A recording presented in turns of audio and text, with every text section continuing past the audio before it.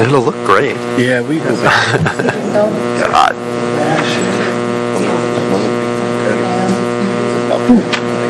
Good to go? All right, I think we're going to get started here. If we can take roll call, please. All right. Mr. Steele? Here. Mr. Straight? Mr. Fradine? Here. Miss O'Donnell? Mr. Cowling? Present. Mr. Hickle? Here. Mr. Edwards? Here. Mr. Merchant? Here. Mr. Feller? Here. And Mr. Loken? Here. You have 10 members present. And to call in staff, Miss Walsh? Would you like to state who's excused first? Okay. Excused right now is Mr. Gray, Mr. Hawkinson, Mr. Field, and Mr. Boney. Okay. Staff present. Sharon Walsh, building official. Sam Severin, Assistant Municipal Attorney. Jerry Weaver, Director of Community Development. Ross Nossinger, Engineering Services Manager. All right, thank you. And do we have a quorum? We do. Thank you. So to those in attendance, if you can silence your phones, would be appreciated. And then also remember to speak into the microphones when you make sure the little green button's on so that when Tana's doing the minutes, she can actually hear what we are all saying.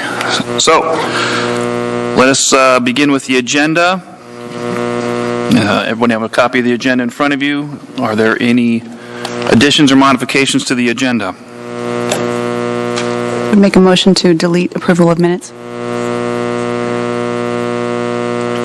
Is there a second? The motion was to delete item 3, approval of minutes. Second. Okay, just as a brief discussion, we do not have minutes here tonight, so that is why that is there. Via voice vote, all in favor? Aye. Aye. Any opposed? All right, so item 3 is deleted. Any other changes to the agenda? Can I get a motion for approval? Mr. Chairman, I move to approve the agenda as amended. Second. Thank you, Mr. Steele and Ms. O'Donnell. Agenda is approved. Going through the agenda, appearance requests, public hearings. Seeing none. Unfinished business. Nothing there either. So we'll move on to item number 6, new business.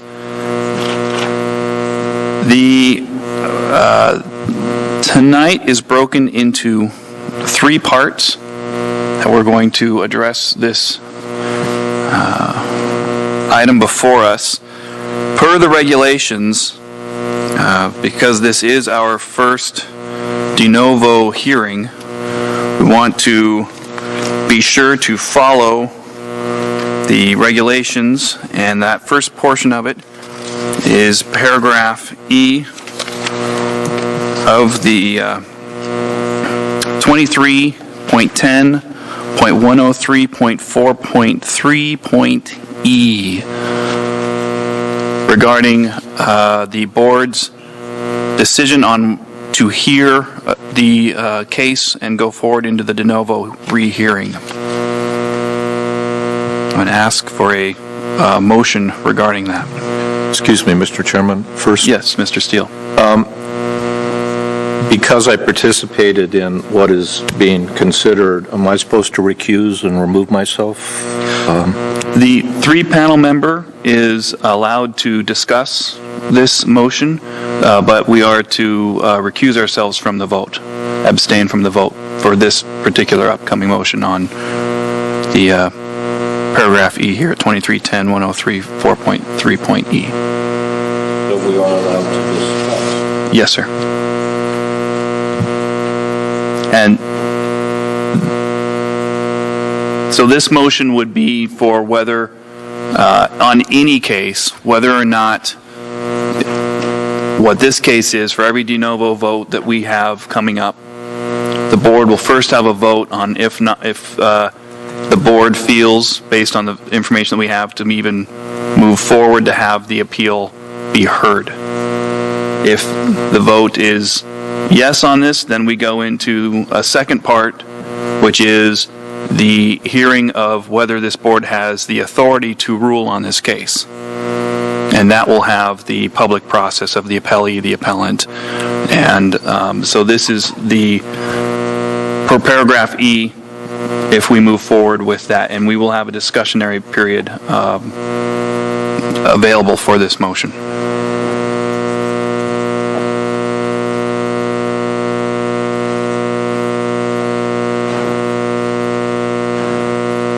So is there a motion? Mr. Chair, Yes, Mr. Straight. I move that we as the board move forward with the de novo hearing. Second. Seconded by Mr. Hickle. So discussion.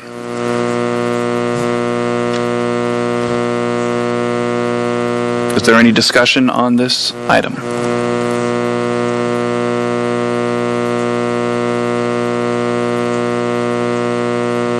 Okay, hearing none, let's do a roll call vote. Mr. Ferdine, might be useful for the record to state who's disqualified from this vote by name. Thank you. And the three individuals who were in that previous vote will abstain from voting. That is Mr. Feller, Mr. Steele, and myself, Mr. Ferdine. We are unable to vote on this. Is there a... Yes, sir. Would you repeat the motion? I move that this board moves forward with the de novo hearing.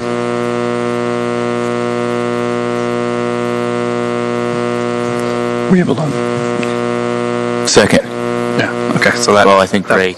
Yeah, it's already been. Mr. Hickle Ray. seconded it. All right, is everybody ready to vote on this? Is there any questions on what this vote is? Okay. All right, so, Ms. Secretary, if you can do the vote. Okay, Mr. Merchantile, Aye. Mr. Callan, Aye. Mr. Straight, Aye. Mr. Hickle, Aye. Miss O'Donnell, No. Mr. Loken, Aye.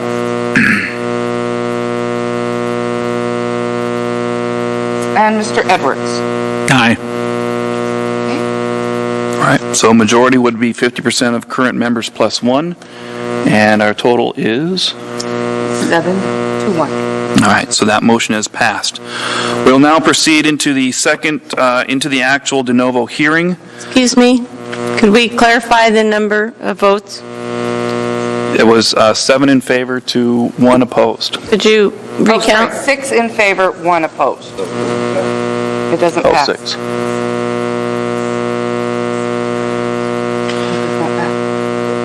Excuse me, so I need clarification. I thought it said 50% plus 1 of those who are capable of voting would be a positive vote in that motion for this particular part of tonight's agenda. So the issue becomes, for a majority, you go to Part E. This is a question that was raised and discussed with legal today.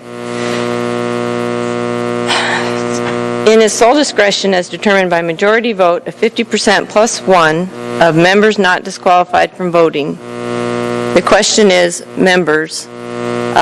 Members would be of the appointed members, which would be, there's 14 appointed members, 50% minus the 3 not allowed to vote tonight is 11. 50% of 11 is 5.5, plus 1 is 6.5. Requires a vote of 7 in favor to take it forward. That's the determination that we had from legal, that the members of the appointed members.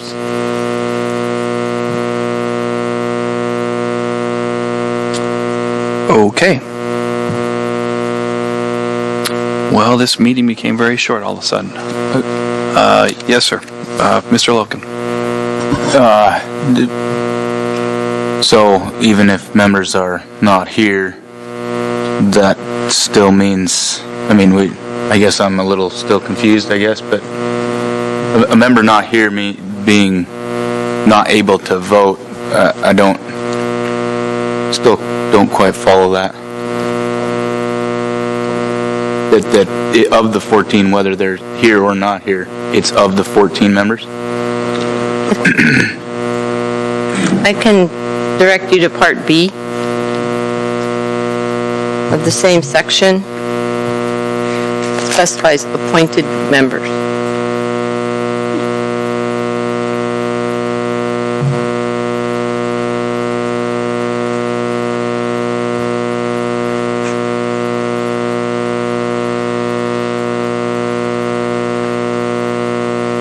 Oh, I'm sorry, Mr. Hickle. Yeah, I strongly disagree with that interpretation.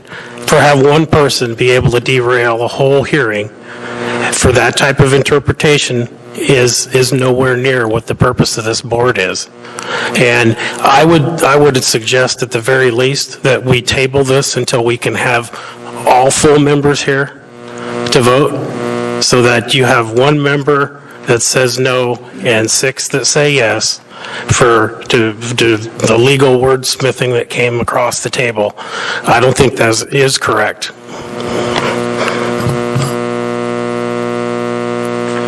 Thank you, Mr. Hickrell. That's duly noted. Unfortunately, I think our hands are a little tighter at this moment, just because we have voted on the process of hearing it, and the vote failed, so I don't know what the process would be to re-vote unless there is what's the term I'm looking for? Reconsideration. Yes, sir. Mr. Hickle. Could we have a written legal review of this, what happened here today, and an explanation of how they came to that reasoning? I would like to request that. I think that would be appropriate, as it is our first de novo hearing. This would be a good thing to have in legal from writing, because it is an important part of the process. And I think that could be done by our office. I specifically this afternoon asked not to be involved in forming that opinion, because I wanted to make sure that I was, if that was an opinion that was communicated to the board or something, that I was removed from it, so I wouldn't compromise my advocate ability. So I did not form that opinion, but I think we could create a formal written opinion that could be done. I don't want to say a time frame, but I would ask my office to do that.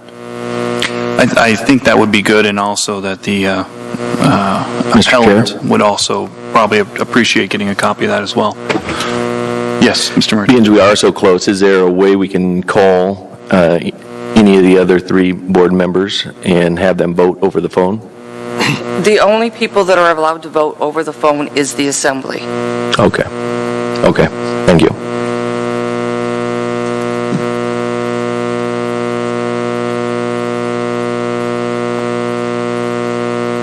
Any other comments? Sure, we will hear as a board more about this, and I would not say it's 100% out of the minds of anyone that we might be meeting back here again to do the same thing. Mr. Chair. Depending on the ruling of that opinion. Yes, sir, Mr. Sterling. I move for reconsideration of the motion. Mr. Straight, I apologize. I move for reconsideration of the motion. The only person who can move for a reconsideration is the person who is on the winning side of the motion, and that would be Ms. O'Donnell. At this point, can I move that we entertain discussion about this issue? I would not recommend that, as it is, we would Maybe point of information, just to be perfectly clear of what it is that is being stated here? as far as the case, or as far as... As far as my understanding is, we can have a quorum but not be able to pass a measure on anything? I think that is the request back to staff on a legal opinion on why that is staff's, the legal opinion of the municipality of Anchorage of why we are moving that way. Then that will come back. Mr. Chairman, we did go over this in detail with legal today on your procedurally what would constitute a quorum on your voting. So legal department can put that together, but the code is written explicitly that way, and we were concerned about that and wanting to have that information prior to. We didn't get it in writing for you, but that is the way the code is written. Again, I think the board would appreciate that, and I'm sure the appellant would like a copy of that as well. I cannot speak for the appellant, but I know the board would like to get a copy of that in writing. And at least I can put it in my 3-ring binder for the next time. Can I understand the request, and I'll ask for that tomorrow. Thank you, Mr. Severn.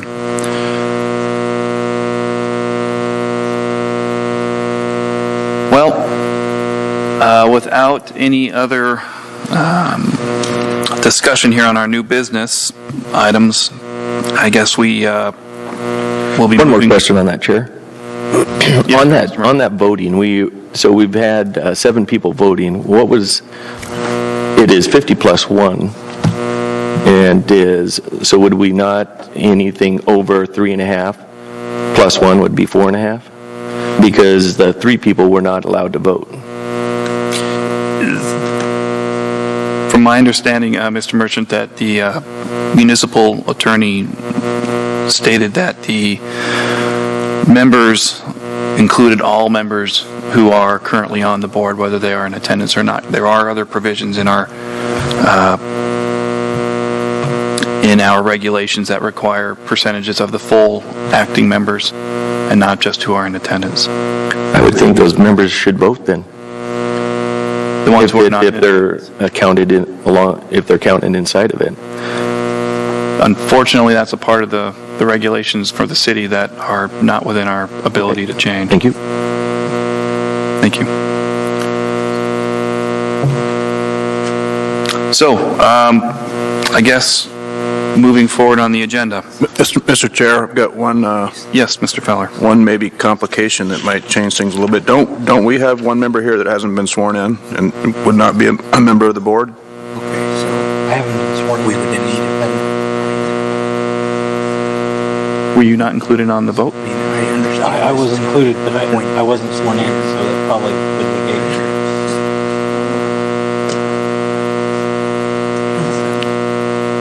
This is my first meeting. I was out of town. So how many active board members do we have per that definition? Appointed board members. At the last meeting, all the members that were present were sworn in, and the normal procedure for other members who cannot be at that meeting to go to the clerk's office and be sworn in. And that's something that Mr. Cowling can do. That's another clarification that we can get from the municipal attorney's office as to, the swearing in. Does a member's right to participate begin with their appointment, or, is the swearing in an absolute necessity for them to participate? It wouldn't hurt to get that clarified.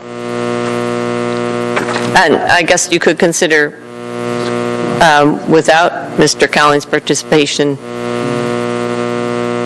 you're still at the point of, he has been appointed. So it does get complicated, that's for sure. Mr. Chairman. Yes, Mr. Hickel. Is the municipal attorney simply advisory, or is he the final word? Or could we get the answer from legal?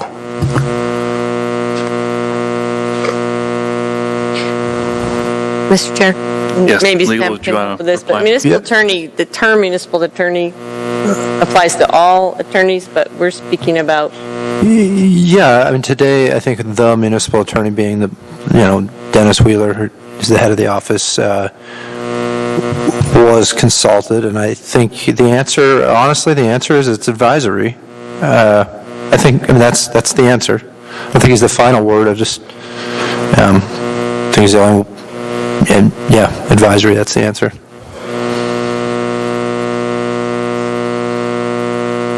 I would just suggest that we have the citizenry here that's gone through the trouble to to state his appeal, that we hear his appeal on our own decision, and if it turns out the other way, where's it going to take us? Well, unfortunately, the next step in this process is the Superior Court.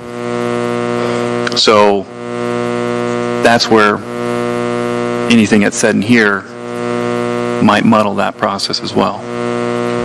So that's my hesitation on, I understand and fully, deeply appreciate what you are saying, but I'm also concerned about us mudding waters that by doing what you are suggesting, that might mess up future meetings or hearings.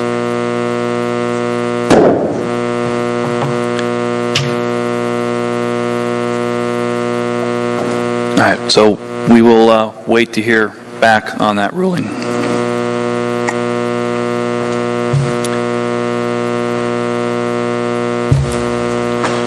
Are there any reports from staff? No reports. No.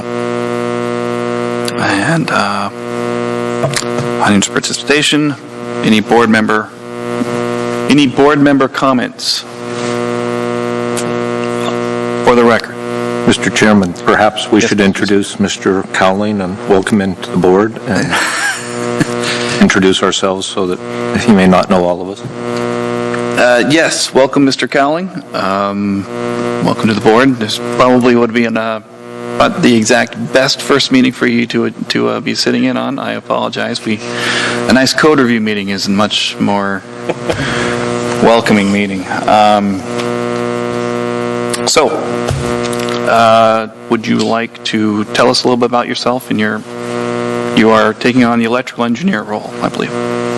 My name's Eric Cowling. I was an electrician in California for 10 years prior to becoming an engineer, and decided to go to college and become an engineer. Coming out of college, I met my wife, which was from Alaska. Brought me to Alaska.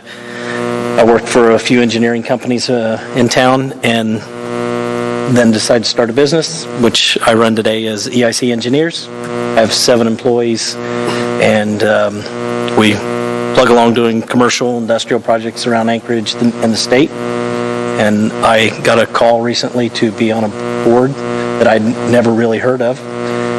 And I'm going to learn, I guess, on the job here of what this entails. I'm not a very political person, so I don't know if that's good or bad for this board, but I never really pay attention to what's happening in the city councils and on these. But I have seen this room on TV, so that's kind of interesting to me. I never thought I would be on this side of this microphone. But I'm happy to be here and learn from you guys. Yeah. One final question, and maybe I can point this to the legal.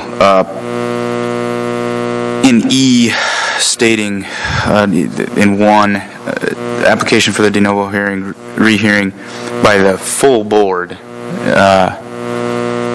does that,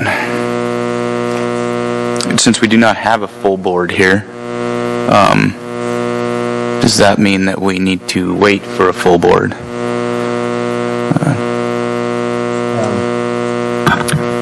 Thank you, Mr. Loken. I think that would be another question for legal is, on top of Mr. Cowling's not being sworn in, if he is or is not a member at this time, and the pursuant vote that would have been required with that associated math, and did we have enough people who could have voted to achieve that? Would be another request for legal.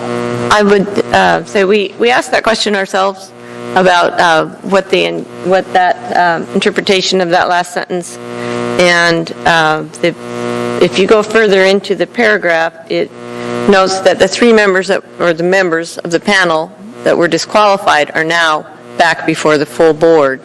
So that would be that would be the interpretation of it. And perhaps Mr. Weaver can discuss some of the experiences with other boards and commissions and how this counting typically happens in terms of a full board, fully constituted board, appointed members of a board. Mr. Vice Chair, I don't know if it's appropriate, but I actually have a question related to that if we are getting an opinion from legal on whether or not the vote here is appropriate, I wonder if I may ask an additional question, which actually goes to experience in front of other boards. And my question is whether this would be considered a short board for the purposes of notice and the petitioner's option to bump to a later month. If this was another board or commission and we were at these numbers where the vote of every single member present was required in the affirmative to grant any motion, it would be deemed a short board, is my understanding from my experience practicing in front of those commissions, and the petitioner would be given a one-time advance notice and opportunity to postpone until such date as there is not until a future date of the commission, and risk whether there'd be a short board at that meeting as well. That's my question. Thank you. Mr. Chairman, there really is nothing codified about short boards in the code. A lot of your other regulatory boards, planning board, planning commission, zoning board, if they have board members, they usually comprised of 9 individuals. Sometimes if they'll get down to 6 individuals, they'll give the applicant the option of postponing the case to a future date at no charge the first time that occurs. There's nothing in the code that requires it of any board.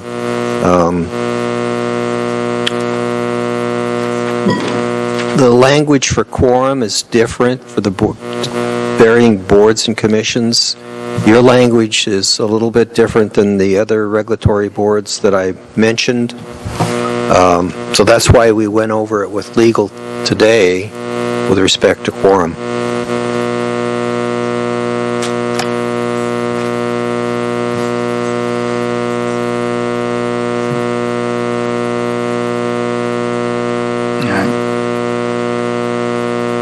I still didn't quite get. So the long and the short of it is, if legal comes back and they corroborate what we've told you this evening in written form, the municipal attorney is advisory to all the bodies, the different boards and commissions. And in actuality, what happens is the municipality has to defend your actions in court, and that's why they're advisory to you, to give their best guidance with respect to due process and procedural. That's why we talked to them today, to make sure that we all understood what the parameters were. So if they come back with a differing opinion, we'll obviously do something different than what happened this evening. We'll have to reschedule another meeting on the issue, but I think they're going to come back and corroborate what you were told this evening.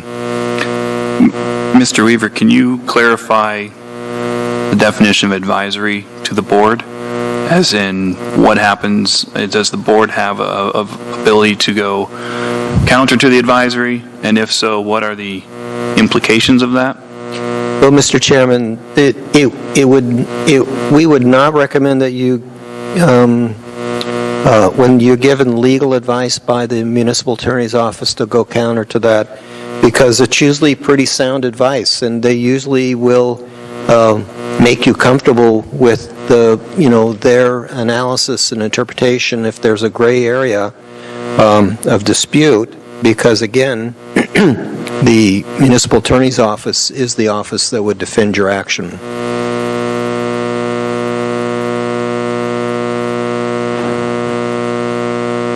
Thank you. Mr. Chairman. Yes, Mr. Steele.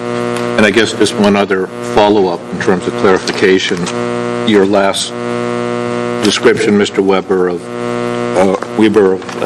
defending our actions, they in fact are not necessarily representing us, though, as legal counsel, are they? If it got to that point?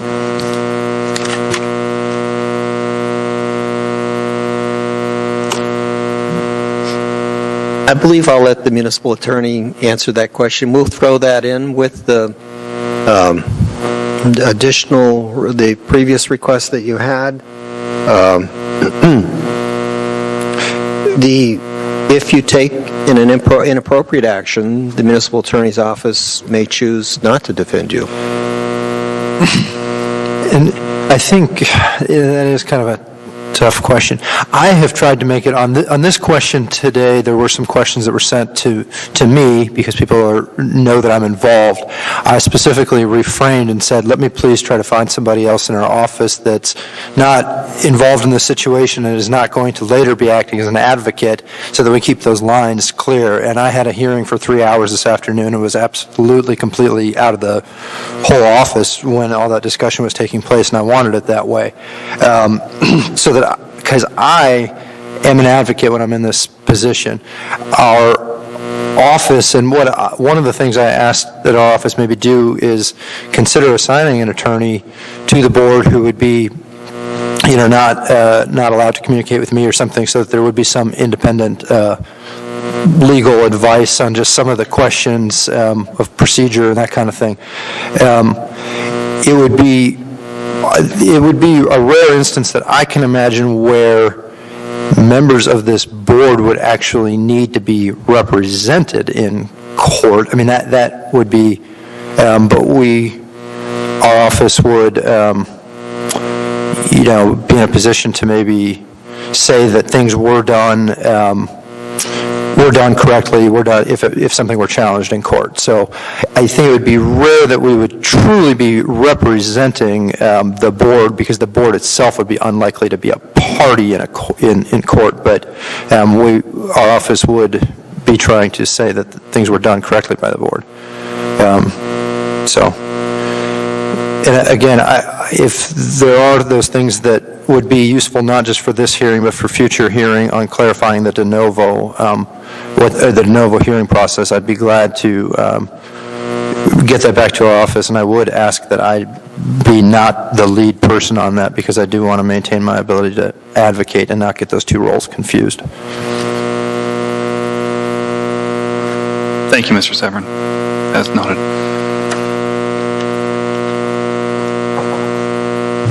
Any other board member comments? Just to note, clarification on what full board is. Is that all members? Is that members that are here?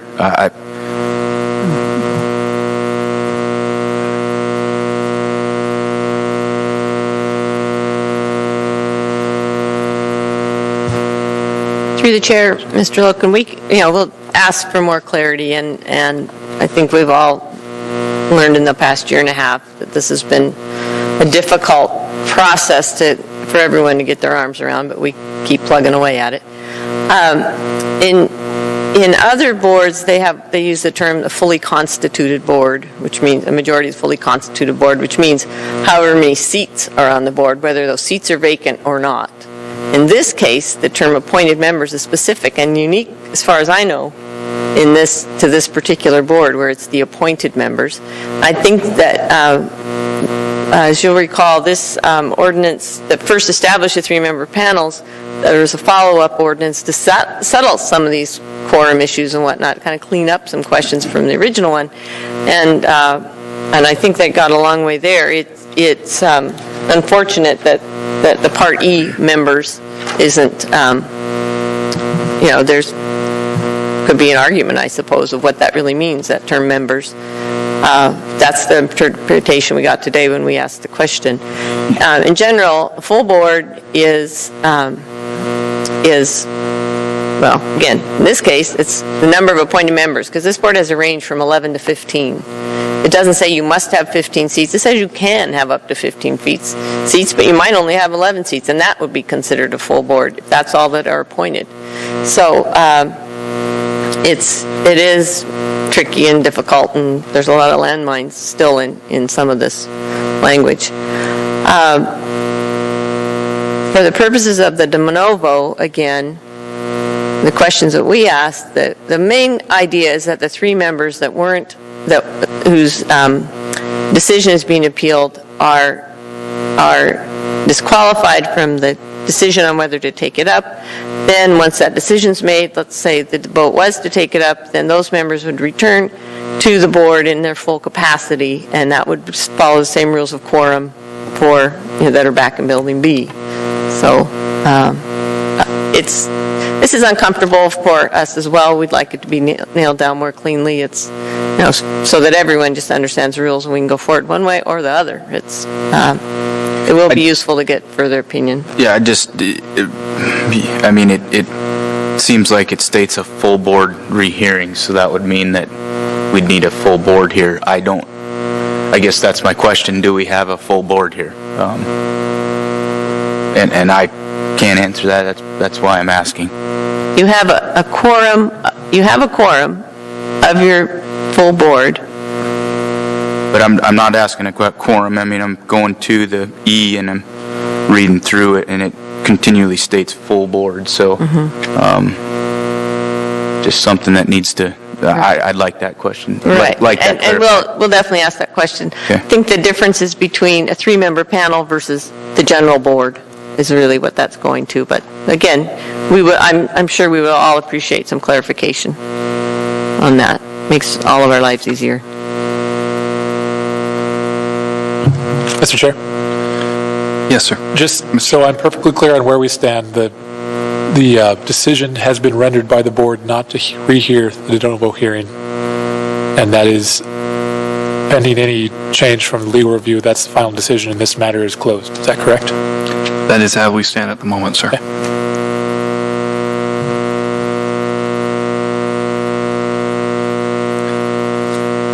All right. Hearing no other board member comments, I will ask for a motion for adjournment. Make a motion to adjourn. Second. I'm sorry, who seconded? Oh, Mr. Loken. Thank you. All right. And thank you. We are in adjournment.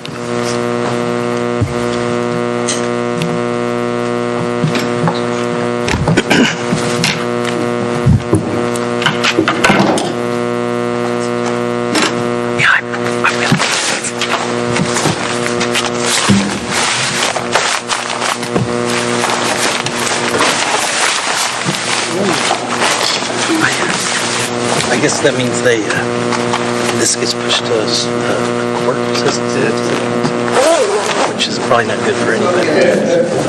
Lawyers in court.